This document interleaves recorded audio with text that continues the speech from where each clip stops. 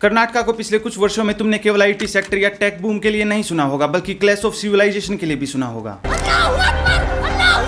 तो सभी संदर्भों में कर्नाटका एक महत्वपूर्ण स्टेट है जिसके स्टेट इलेक्शन के रिजल्ट आज आ चुके हैं। रिजल्ट पे आने से पहले मैं तुम्हें कर्नाटका का थोड़ा बैकग्राउंड दे देता हूँ। इस स्टेट में टोटल 224 एमएलए की सीटें हैं, जिनमें से 113 सीट चाहिए होती हैं किसी भी पॉलिटिकल पार्टी को या कोalition को सरकार बनाने के लिए। पिछले स्टेट इलेक्शन 2018 में हुए थे, जिसमें बीजेपी की मेजोरिटी आई थी 104 सीटों के साथ, पर सरकार बनाने के लिए जो 113 सीटें चाहिए होती हैं ये उस मार्क से कम थी। इसलिए कर्नाटका में दूसरी पार्टी जैसे कि कांग्रेस, जिसके पास 80 सीटें थी, और जेडीएस, जिसके पास 37 सीटें थी, इन पार्टियों ने मिलकर कोalition की सरकार बनाई, पर यह सरकार केवल 1 साल तक टिक पाई। इसके बाद 2019 में एक पॉलिटिकल क्राइसिस क्रिएट हो गया, जिसके चलते कुमार स्वामी को रिजाइन करना पड़ा और बीएस येदियुरप्पा दूसरों के सपोर्ट के साथ अगले बीजेपी के चीफ मिनिस्टर बने। उसके बाद आगे भी सीएम बदला गया, पर बीजेपी की सरकार चलती रही।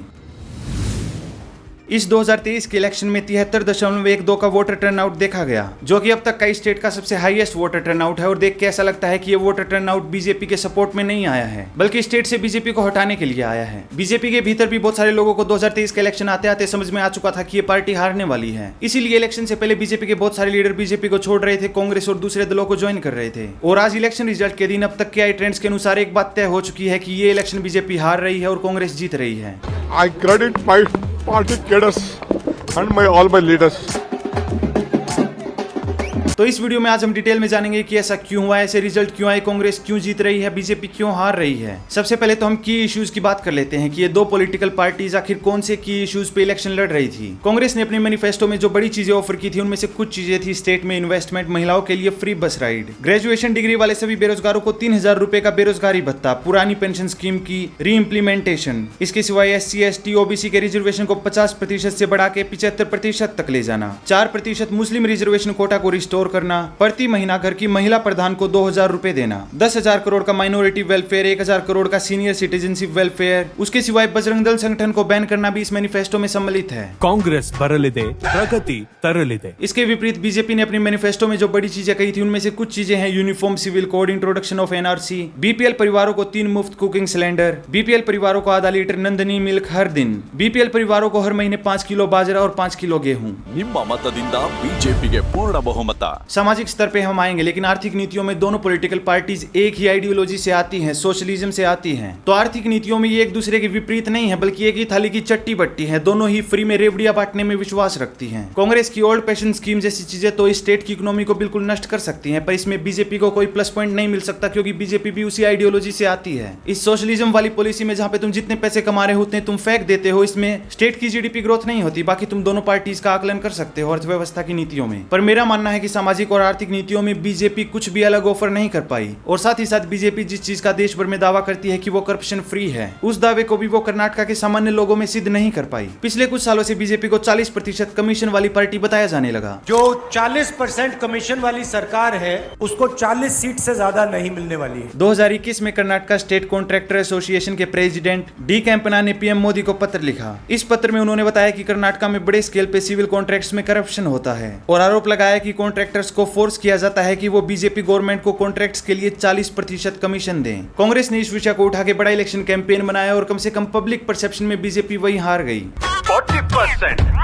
और सामान्य जनता को लगने लगा कि दूसरी पार्टियों की जैसी ये भी भ्रष्ट पार्टी है। जब स्वयं PM मोदी भी इलेक्शन कैंपेन के लिए कर्नाटका में आए, उन्होंने स्पीचेस दी। उन स्पीचों में उन्होंने इस 40% वाले कमीशन के आरोप को कैसे काउंटर किया। मोदी जी ने 40% कमीशन वाले क्लेम को डिफेंड किए बिना उन्होंने ये आरोप लगाया काउंटर में कि कांग्रेस पार्टी यदि आती है तो वो 85% कमीशन लेगी। और ऐसे स्पीचेस देखना लगभग ऐसा था कि वो ये कह रहे हैं कि 40% 85 से अच्छा है। तो दो पार्टियों के बीच प्रतिस्पर्धा यहाँ पे करप्शन फ्री गवर्नमेंट चलाने की नहीं हो रही थी, बल्कि इस बात की हो रही थी कि कौन कम करप्शन करेगा। कांग्रेस की पहचान हमेशा से 85% कमीशन खाने की रही है। कास्ट और रिलीजन कर्नाटका पॉलिटिक्स का सामान्य हिस्सा रहे हैं। एक और बीजेपी पार्टी है जो वर्षों पहले अपने आप को हिंदू पार्टी के रूप में उजागर तो करती है, लेकिन कर्नाटका में वही कास्ट पॉलिटिक्स खेलती है, हिंदुओं को डिवाइड करके। कर्नाटका के भीतर इस बार भी बीजेपी ने अलग अलग कास्ट को अलग अलग रिजर्वेशन के ऑफर दिए ताकि वो आपस में ही लड़ती रहें, जिससे हिंदू बिल्कुल विभाजित हो जाए, एक दूसरे पर लठ तानने को तैयार रहे। इसके विपरीत कांग्रेस पार्टी सदा अपने वोट बैंक के प्रति पूर्ण समर्पित रहती है, उन्हें एकजुट रखती है। इस बार भी कांग्रेस ने कर्नाटका में मुस्लिम वोट बैंक को बिल्कुल एकजुट रखा और अपने मैनिफेस्टो में मुस्लिमों को रिजर्वेशन कोटा देने का वचन दिया। हालांकि भारत के संविधान में रिलीजन वाइज किसी को तुम रिजर्वेशन कोटा नहीं दे सकते, पर मैं मानता हूं कि कांग्रेस पार्टी अपना वचन पूरा करेगी, चाहे इसके लिए कांग्रेस पार्टी को रिलीजन में भेदभाव करना पड़े, फिर भी कांग्रेस पार्टी अपना वचन पूरा करेगी, क्योंकि वो अपने वोट बैंक के प्रति पूर्ण समर्पित है। और आज के आए वोटिंग ट्रेंड्स भी यही बता रहे हैं कि मुस्लिमों ने बिल्कुल एक ब्लॉक के रूप में कांग्रेस पार्टी को वोट दिया है। सामाजिक रूप से कांग्रेस के इस इलेक्शन में गोल बिल्कुल क्लियर थे, वहीं बीजेपी की हालत धोबी के कुत्ते जैसी थी, जो घर का ना घाट का। मेरी तुलना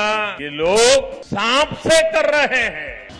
बीजेपी को सामान्य हिंदू भी एक हिंदू पार्टी माना करते थे कि ये हिंदुओं को एक दिन समानता दिलाएगी, इसीलिए करोड़ों हिंदू स्टेट लेवल और नेशनल लेवल दोनों पे ही बीजेपी को आंख मूंद के वोट दे देते थे। पर इस बार वो चीज नहीं देखी गई, क्योंकि हिंदू भी अब समझने लगे हैं कि वास्तविक रूप में उन्हें आज तक समानता भी नहीं मिली। मोदी जी को अपने आप में आज तक 22 वर्ष हो चुके लीडरशिप में, 13 वर्ष गुजरात में, 9 वर्ष सेंटर में, उसके सिवाय कर्नाटक में भी 4 वर्ष उनकी सरकार रही। और इनमें से कहीं भी, चाहे फिर वो स्टेट लेवल हो या फिर अपने आप में सेंटर हो, कहीं पे भी वो यूनिफॉर्म सिविल कोड जैसी चीजें भी लागू नहीं कर पाए। तो हिंदुओं को बेसिक इक्वालिटी भी नहीं दे पाए, उनके मंदिर भी स्वतंत्र नहीं कर पाए, उनको फाइनेंशियल इक्वालिटी भी नहीं दे पाए, जो कि दूसरे रिलीजनों के पास पहले से ही है। तो हिंदू सेकंड क्लास सिटीजन है जिनके पास इक्वालिटी भी नहीं है, और बीजेपी हिंदू पार्टी होने के बाद भी हिंदुओं को इस देश में इक्वालिटी देने को तैयार नहीं है। इसलिए इस इलेक्शन के कैंपेन में बीजेपी ने जब भी हिंदू भावनाओं का प्रयोग किया अपने लाभ के लिए, वो चीज इसके उलट बिल्कुल बीजेपी के विरुद्ध काम करने लगी, क्योंकि बीजेपी की हिपोक्रेसी एक्सपोज होने लगी। कांग्रेस ने अपने वोट बैंक को खुश करने के लिए स्पष्ट रूप में नीति रखी कि हम बजरंग दल को बैन करेंगे, जो कि एक हिंदू संगठन है। यहीं पे बीजेपी, जिसने आज तक अपने हिंदू वोट बैंक के लिए कुछ नहीं किया, उन्हें बेसिक इक्वालिटी भी नहीं दी। उस बीजेपी ने सोचा कि हम बजरंग दल का नाम लेके, बजरंग बली का नाम लेके इलेक्शन जीत जाएंगे, हिंदुओं को मूर्ख बना देंगे।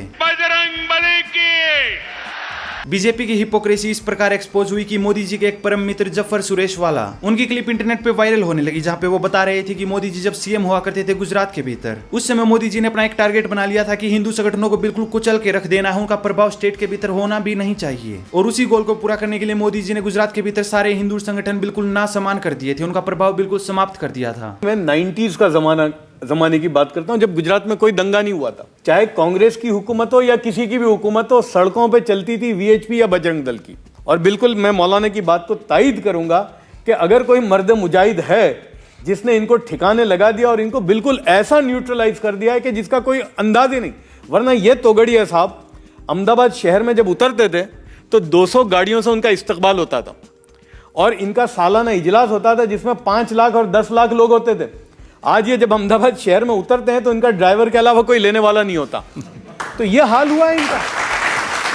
तो मोदी जी चाहे कितना भी बड़ा टीका लगा ले, कितनी भी वेशभूषाएं पहन ले, वास्तविकता यही है कि ये उनका रिकॉर्ड है। मोदी और बीजेपी कभी भी हिंदू संगठनों को भारत के भीतर शक्तिशाली नहीं होने देंगे, क्योंकि हिंदू संगठन यदि भारत में बहुत अधिक शक्तिशाली हो जाते हैं तो वो तो एक राजनीतिक पार्टी के जैसा व्यवहार नहीं करेंगे, वो तो केवल और केवल हिंदू हित की बात करेंगे। यानी कि वो तो केवल बीजेपी पे प्रेशर बनाएंगे कि हिंदुओं को भी इक्वालिटी दो, हिंदुओं के भी मंदिरों को स्वतंत्र करो। और उस दबाव के चलते एक दिन बीजेपी यदि हिंदुओं को स्वतंत्र कर देती है, आर्थिक रूप से, सामाजिक रूप से, वही समानता प्रदान कर देती है जो दूसरे रिलीजनों के पास है, तो फिर सामान्य हिंदुओं को बीजेपी की कोई आवश्यकता महसूस नहीं होगी, क्योंकि वो आर्थिक रूप से इतने सक्षम होंगे, उनके मंदिर स्वतंत्र होंगे। तो हजारों करोड़ रुपए जो मंदिरों में आता है वो उनके पास होगा, जिसका वो प्रयोग कर सकेंगे अपने हिंदू हितों को आगे बढ़ाने के लिए, और बीजेपी पे हिंदू कम निर्भर होंगे। पीएम मोदी ने हिंदू वोट पाने के लिए द केरला स्टोरी की भी बात की, जिस प्रकार उन्होंने कश्मीर फाइल्स की बात की थी। पर दोनों ही फिल्मों की बात करते समय एक समान पैटर्न था, दोनों ही समय पे उन्होंने मूवी के भीतर दिखाए गए कोर इश्यूज की बात नहीं की। ये दोनों फिल्में बनाई ही इसलिए गई थी ताकि गवर्नमेंट एक्शन ले इन दोनों कामों पे। पहली फिल्म कश्मीरी हिंदुओं के नरसंहार के बारे में थी, तो इसलिए फिल्म बनाई गई थी ताकि गवर्नमेंट इस नरसंहार को होने से रोके भविष्य में। पर आज के दिन भी कश्मीर में कश्मीरी हिंदुओं को टारगेट किया जाता है और बीजेपी इसे नहीं रोकती,